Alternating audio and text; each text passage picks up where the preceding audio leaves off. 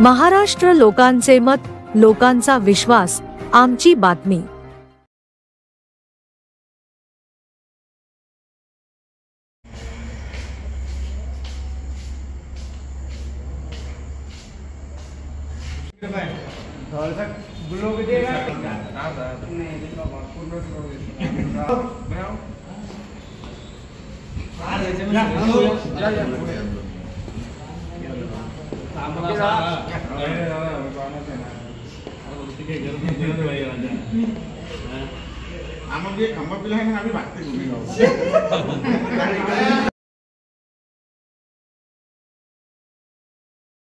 तुमचा वाढदिवस एकदम साध्या पद्धतीने साजरा होत आहे सर, काय सांगाल?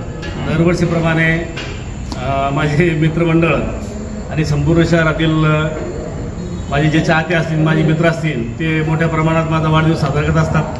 परंतु जे 22 तारखेला जो हल्ला झाला पहिलगामचा, त्याबद्दल संपूर्ण देशातच हळहळ व्यक्त करत होतो आणि एक चीड निर्माण होते की अशी घटना घडताना ज्या आपल्या माता भगिनीचं कंपाळाचं कुंकू केलं आणि आपण वाढदिवस साजरा करावा योग्य वाटत नव्हतं आणि मनाला सुद्धा खंत होती। त्या पद्धतीने आम्ही त्याच वर्षी विषय केला। आमचे हे मित्रमंडळ प्रत्येक वर्ष आपला साजरा करते होते, मग यावर्षी आपण काही करायचं नाही। परंतु माझा वाढदिवस हा 7 तारखेला असतो आणि रात्री 12 वाजता पण काही कार्यकर्ते आले होते, त्यांनी फटाके आतषबाजी करण्याचा प्रयत्न केला, पण मी त्याला थांबवलं की आपल्याला या गोष्टी करायच्या नाही, कारण खूप मोठं संकट आपल्या देशावर आणि हिंदू समाजावर घडलेलं आहे। त्या पद्धतीनं आपण या गोष्टी करायला योग्य वाटत नाही, कारण आपण एक पक्षाचे जिम्मेदार पदाधिकारी आहोत। योग्य वाटत नाही, मनाला पटत नाही त्या पद्धतीनं। परंतु यावर सकाळी डोळे उघडले आणि टी व्ही चालू केली, म्हणजे फोन आला सकाळी वाढदिवसाचा, मी धन्यवाद बोललो आणि टी व्ही चालू केली। त्यावेळेस म्हणजे भारतानं पाकिस्तान हल्ला केला आणि स्वतःही जल्लोष केला, थोडंसं रडलो सुद्धा।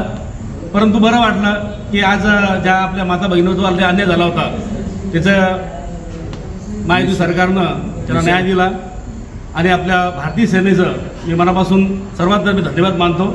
आणि खूपच आज खूप चांगला दिवस आहे भारताच्या पद्धतीनं, कारण मला असं वाटत होतं की माझा वाढदिवस काळा दिवस होईल असं वाटत होतं, परंतु आज खरंच म्हणजे बरं वाटतं। आज आदरणीय पंतप्रधान नरेंद्रजी मोदी यांनी सैनिक अधिकाऱ्यांना आदेशच दिले होते की तुम्ही तुमच्या पद्धतीनं काय तुम्हाला करता। जी चालू होतं, परंतु जगामध्ये सगळ्याला माहीत होतं की काहीतरी करणार, पण तू करणार कधी हा एक विषय होता। पण करत असताना ज्या पद्धतीने त्यांनी जो नाव दिलं मिशन सिंदूर, आणि महत्त्वाचा विषय होता, कारण हिंदू धर्मामध्ये सिंदूरला खूप मान्यता आहे आणि त्यांनी सिंदूरच आपलं मिटवलं होतं। त्याच्यामुळं त्या सिंदूरचा काय परिणाम होईल ते संपूर्ण जगाला दाखवलं। त्याबद्दल मी खरंच पंतप्रधान मोदी साहेब असो आणि भारतीय सेना आपली दोन्ही तिन्ही आपले दल असतील, ते सर्वांचं मी मनापासून धन्यवाद व्यक्त करतो। आणि एक जल्लोषामध्ये आज संपूर्ण देश वावरत आहे, मी सर्वांचं स्वागत करतो। आणि अशी स्ट्राईक म्हणजे पूर्ण जोपर्यंत संपूर्ण संपत नाही तोपर्यंत त्यांनी थांबवले, ही अशी आमची सर्वांची भावना आहे। तुमचे तरुणांना तुम्ही काय तरुणांना विनंती फक्त इतकीच, कारण ज्यावेळेस संकट येईल देशावर असो या धर्मावर असो,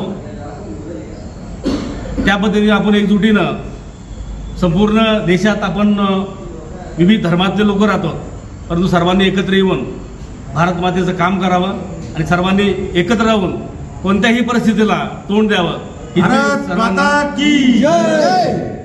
हीच माझी सर्वांनी विनंती राहील। धन्यवाद।